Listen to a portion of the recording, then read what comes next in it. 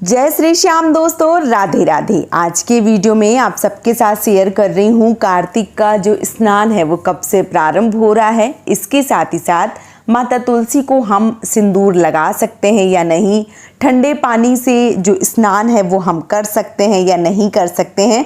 बहुत सारे प्रश्न हैं। सुबह कितने बजे स्नान कर लेना चाहिए, पीरियड्स में हमें पूजा कैसे करना चाहिए, सूर्य भगवान को जल कैसे देना चाहिए, कब देना चाहिए, रविवार और मंगलवार को तुलसी पूजन करना चाहिए या नहीं करना चाहिए। इसके साथ ही साथ क्या चीज़ें जो हैं वो हमें कार्तिक मास में नहीं खानी चाहिए और क्या हम गर्म पानी से स्नान जो है वो कार्तिक के महीने में कर सकते हैं, नहीं कर सकते हैं। इन संपूर्ण जो प्रश्न हैं इनके जवाब इस वीडियो में आप सबको मिलेंगे। और जो कार्तिक का महीना है वो बहुत ज़्यादा पावन है, बहुत ही ज़्यादा पवित्र है, बहुत ही ज़्यादा शुभ परिणाम देने वाला है, क्योंकि ये जो महीना होता है ये भगवान श्री हरि विष्णु का महीना माना जाता है। और जो कार्तिक स्नान है, जो भी लड़कियां करना चाहती हैं, कुंवारी लड़कियां या विवाहित महिलाएं जो भी करती हैं, याद रखिए कार्तिक स्नान बहुत ज़्यादा शुभ होता है। जो भी स्नान करते हैं ये एक महीने बहुत ज़्यादा शुभ परिणाम देखने को मिलते हैं। इसके साथ ही साथ घर में सुख, शांति, संपदा, मान सम्मान और माँ लक्ष्मी का आगमन होता है। इसलिए कार्तिक का जो महीना है वो विशेष है। एक बार जो स्नान है वो आप करके देखिए, बहुत ज़्यादा शुभ परिणाम जो है वो आप सबको देखने को मिलेंगे। तो चलिए आप सबको बता दूं कि जो कार्तिक का महीना है वो कब से प्रारंभ हो रहा है, स्नान जो है वो हम कब से कर सकते हैं। तो इस साल कार्तिक का जो महीना है वो 8 अक्टूबर से शुरू हो रहा है और 4 अक्टूबर को कार्तिक पूर्णिमा के साथ समापन हो जाएगा। भगवान श्री हरि विष्णु को कार्तिक का महीना बहुत ज़्यादा प्रिय होता है। इस दौरान भगवान श्री हरि विष्णु जल में वास करते हैं, इसलिए इस महीने में लोग कार्तिक स्नान का संकल्प लेते हैं। ऐसा कहा जाता है कि कार्तिक के महीने में भगवान श्री हरि विष्णु जल में वास करते हैं और अपने भक्तों के ऊपर अपनी कृपा जो है वो बनाए रखते हैं। इसलिए ये जो महीना होता है वो बहुत ज़्यादा प्रिय होता है। इसके साथ ही साथ जो भी लोग कार्तिक में स्नान कर रहे हैं, एक महीने का संकल्प लेके पूरे नियम से जो स्नान है वो उनको करना चाहिए। इसके साथ ही साथ इस दौरान कुछ खाने पीने की जो चीज़ें हैं वो आपको त्याग देनी चाहिए। और इस महीने में भगवान श्री हरि विष्णु, माता लक्ष्मी की पूजा करना चाहिए, तुलसी जी की सेवा करना चाहिए, दीपक दान करना चाहिए। इससे भी पापों का अंत होता है और मोक्ष की प्राप्ति होती है, क्योंकि स्कंद पुराण में इन नियमों का उल्लेख जो है वो मिल जाता है।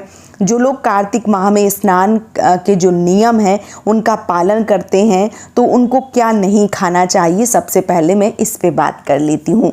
तो सब्जियाँ जैसे लौकी, गाजर, बैगन, बासी चीज़ें, अन्न, मसूर की दाल, मांस, मंद्रा, प्याज, लहसुन और इसके साथ ही साथ जो कांसे के बर्तन होते हैं, कांजी के जो दुर्गंधित पदार्थ, किसी संस्था अन्न जो कार्तिक मास में कहीं से मंगवा के भोजन करना, ये सारी चीज़ें जो है वो नहीं करना चाहिए। इसके साथ ही साथ महुआ, केला, जामुन और ककड़ी के जो पत्ते होते हैं उन पर बिल्कुल भोजन नहीं करना चाहिए। और कार्तिक के महीने में प्रातःकाल स्नान करना चाहिए, भगवान श्री हरि विष्णु की पूजा करना चाहिए, कथा सुनना बहुत ज़रूरी होता है। इस महीने में हो सके तो केला और आंवले का दान करें। जिस किसी को ठंड लगती हो उन्हें कपड़े का दान करें। कार्तिक महीने में भगवान श्री हरि विष्णु को तुलसी दल समर्पित करना बहुत ज़्यादा शुभ माना जाता है। ये भी कहा जाता है कि कार्तिक की एकादशी को निराहार रहकर व्रत करने से भगवान श्री हरि विष्णु की जो कृपा है वो प्राप्त होती है।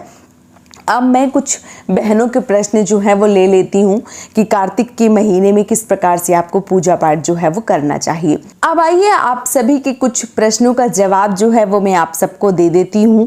कार्तिक स्नान कब से प्रारंभ हो रहे हैं? तो जो कार्तिक का स्नान है वो 7 अक्टूबर से शुरू हो रहा है। जिस दिन शरद पूर्णिमा होगी उस दिन से स्नान जो है वो शुरू हो रहा है और इस वर्ष जो शरद पूर्णिमा है वो 2 दिन है, 6 तारीख को और 7 तारीख को। तो 7 तारीख को जो मान लीजिए कार्तिक स्नान है वो प्रारंभ हो जाएगा और 5 नवंबर को जो कार्तिक स्नान है, जिस दिन देव दिवाली होगी, उस दिन समाप्त हो रहा है। तो 7 तारीख से लेके 7 अक्टूबर से लेके 5 नवंबर तक जो कार्तिक का स्नान है वो चलने वाला है। पहला प्रश्न तो ये हो गया। दूसरा हो गया कि सुबह आपको कितने बजे स्नान जो है वो करना चाहिए। तो देखिए, ब्रह्म मुहूर्त में सुबह जल्दी 3 बजे लेके 5:30 बजे तक आप हर हालत में स्नान जो है वो कर लें। कहते हैं कि तारों की छाँव में स्नान करने का पुण्य फल प्राप्त होता है यदि आप कार्तिक के महीने में 3 बजे से लेकर 5:30 बजे तक स्नान करते हैं। तो इसकी महिमा जो है वो अलग ही बताई गई है। दूसरा जो प्रश्न है वो ये है कि पीरियड्स में हमें क्या करना चाहिए। तो पीरियड्स के समय आपको अपना नियम नहीं तोड़ना है। जिस भी प्रकार से आप स्नान ध्यान करते हैं उसी प्रकार से स्नान करना है, उतने समय ही स्नान करना है। और इसके साथ ही साथ मानस पूजा करना है, दूर से ही माता तुलसी को प्रणाम करना है और दूर से ही भगवान श्री हरि विष्णु और अपने जो भी देवी देवता हैं उनको प्रणाम करना है। सूर्यदेव को प्रणाम करना है कि ऐसी अवस्था है प्रभु, नहीं कर पाऊंगी। इस प्रकार से क्षमा जो है वो मांग के जो अपना पीरियड्स में पूजन है वो मानस पूजन करके आप इस नियम को पूरा कर सकते हैं। सूर्य भगवान को जल कब दें? तो सबसे पहले आप जब स्नान कर लेते हैं, सबसे पहले नियम है सूर्य भगवान को जल देने का।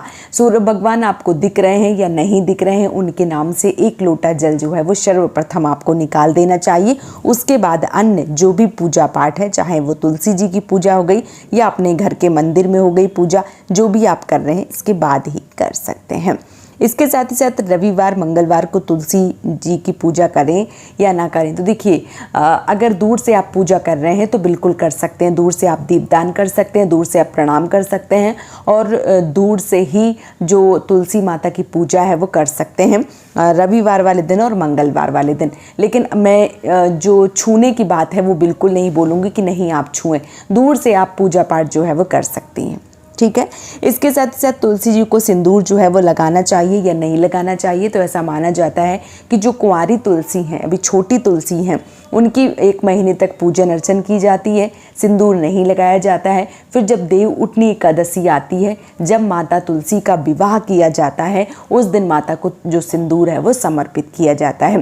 ये 1 महीने माता को जो सिंदूर है वो समर्पित नहीं किया जाता है। इस बात का विशेष रूप से ध्यान जो है वो आपको रखना चाहिए। इसके साथ ही साथ गर्म पानी से नहा सकते हैं या नहीं नहा सकते हैं। तो देखिए, जो नियम है कार्तिक स्नान में वो नियम यही है कि आपको ताज़े जल से स्नान करना चाहिए। यानी आपके घर में कुआं है या आपके घर में नल है या आपके घर में सबमर्सिबल है, वो जो पानी निकलता है उसी से स्नान करना चाहिए। गर्म जो पानी है, जैसे गैस में या गीजर में या हीटर में जो पानी आप गर्म करके स्नान करते हैं, उसका कहीं भी नियम नहीं बताया गया है। नियम मैं बता रही हूँ करने को। तो देखिए, हर जगह गृहस्थ जीवन वालों, जो भी गृहस्थी हैं, जो लोग गृहस्थ जीवन में रहते हैं, उनके लिए हर जगह छूट है। लेकिन मैं यहाँ पे सिर्फ नियम बता रही हूँ कि गर्म पानी से स्नान करने का स्कंद पुराण में कहीं भी वर्णन जो है वो आपको नहीं मिलता है। लेकिन यदि आपकी तबीयत ठीक नहीं है या आप ठंडे पानी से स्नान नहीं कर पा रहे हैं, तो ऐसी अवस्था में आप गर्म पानी का प्रयोग जो है वो कर सकते हैं।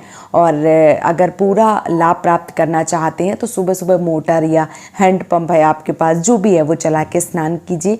और अभी उतनी ज़्यादा सर्दी जो है वो भी नहीं हो रही है, तो विधिवत रूप से आप कार्तिक का स्नान जो है वो कर सकते हैं। इसके साथ ही साथ कार्तिक के महीने में क्या क्या नहीं खाना चाहिए वो मैंने शुरू में ही आप सबको बता दिया है कि लहसुन, प्याज, लौकी, गाजर, बहुत सारे जैसे पत्ते, केला पत्ते, इसमें भोजन जो है वो रख के नहीं खाया जाता है। और यहाँ पे मैं बोलना चाहूँगी कि नियम देखिए बहुत सारे होते हैं, लेकिन जो अब हम गृहस्थ जीवन में होते हैं तो हर जगह में छूट होती है। जितना आपके घर में चल जाता है उतना आपको करना चाहिए। यदि 1 महीने लहसुन प्याज बिना खाए आपका गुजारा बसारा तुम्हारा हो जाता है, आपके घर में सभी लोग मान जाते हैं तो ही आप करें, नहीं तो आप बिल्कुल ना करें। आप लहसुन प्याज जो है वो भी बना के भोजन कर सकते हैं। और देखिए, घर में अगर बवाल कटा, झगड़े हुए, लड़ाई हुई और आप सिर्फ अपने पूजा में मगन हैं तो ये पूजा जो है वो भी स्वीकार नहीं होती है। तो घर वालों को खुश करें और स्वयं भी खुश रहें। अगर इस प्रकार से हो पाता है तो फिर आप कर सकते हैं। इसके साथ ही साथ कार्तिक के महीने में हर रोज़ सुबह एक, बहुत ज़्यादा कुछ नहीं हो पाता तो 1 बाल्टी पानी अपने घर की मुख्य दहलीज, जो आपका मेन दरवाज़ा है, वहाँ पे 1 बाल्टी पानी जो है वो सुबह ज़रूर डालें। और हो सके तो वहाँ मान लीजिए चावल से और जो आटा है उससे भले ही आप एक छोटा सा फूल बनाएं, लेकिन दोनों कोने में आपको ज़रूर बनाना चाहिए। यानी कि जो दहलीज पूजन का नियम है वो अगर कार्तिक के महीने में लेते हैं तो बहुत ज़्यादा शुभ बताया गया है। इसके साथ ही साथ कार्तिक के महीने में दीपदान करने का भी विशेष महत्व होता है। दीपदान जो है वो आप देववृक्ष के नीचे कर सकते हैं। इसके साथ ही साथ जो मान लीजिए कि दीपदान है वो आप किसी नदी के किनारे कर सकते हैं, किसी देववृक्ष में, कहीं मंदिर में कर सकते हैं। और जो एक तरीके से गौशाला है वहाँ भी कर सकते हैं, माता तुलसी के नीचे कर सकते हैं।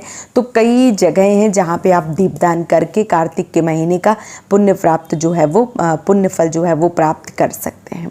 इसके साथ ही साथ वैसे तो विष्णु सहस्त्र का जाप करना चाहिए, हरि भजन करना चाहिए, माला जाप करना चाहिए। 108 माला जो है वो आप करें तो बहुत ज़्यादा उत्तम है। 1 महीने की बात है, अगर रोज़ नहीं कर पाते तो कार्तिक के महीने में ज़रूर करें। लेकिन यदि आप गृहस्थ जीवन में हैं, बच्चे छोटे हैं, नहीं हो पा रहा है तो कम से कम 1 माला जो है वो ज़रूर करें, लेकिन करना चाहिए। इसके साथ ही साथ तुलसी पूजन करना चाहिए, तुलसी जी में जल देना चाहिए, दीपदान करना चाहिए। और जो कार्तिक का महीना होता है वो बहुत ज़्यादा विशेष होता है, बहुत ज़्यादा पुण्य फल की प्राप्ति करवाता है। इसलिए 1 महीने का नियम लीजिए, जितना भी आपसे हो पाता है कार्तिक के महीने में उतना ज़रूर कीजिए। और देखिए, भगवान श्री हरि विष्णु और माता लक्ष्मी आपके ऊपर कितने ज़्यादा प्रसन्न होते हैं और आपकी समस्त मनोकामनाओं को पूरा कर देते हैं। एक बार आप कार्तिक स्नान जो है वो ज़रूर कर देखिए। और दोस्तों, यदि वीडियो पसंद आ रहा है तो चैनल को सब्सक्राइब किए बगैर बिल्कुल मत जाइए, क्योंकि मैं यहाँ पे आप सबके पसंदीदा जो भी व्रत त्यौहार आते हैं या पोथी से जो भी कथाएं आती हैं, खाटू श्याम बाबा के जो उपाय आते हैं वो इस चैनल पे आपको मिलते रहेंगे। मैं इस चैनल पे डालती रहती हूँ और आप सब इस चैनल से जुड़े रहिए, चैनल को सब्सक्राइब करके, वीडियो को लाइक करके। तो कार्तिक का महीना जो है वो प्रारंभ होने वाला है। आप लोग कार्तिक स्नान कीजिए और अपनी समस्त मनोकामनाओं को पूर्ण कर लीजिए। उम्मीद करती हूँ कि आज का वीडियो आप सबको पसंद आया होगा। यदि वीडियो पसंद आया है तो आप हमें सपोर्ट कर सकते हैं इस चैनल को सब्सक्राइब करके, वीडियो को लाइक करके। आज का ये वीडियो मैं यहीं पे समाप्त करूँगी, बहुत जल्दी मिलूँगी एक और नए वीडियो के साथ में। तब तक के लिए जय श्री श्याम दोस्तों, राधे राधे।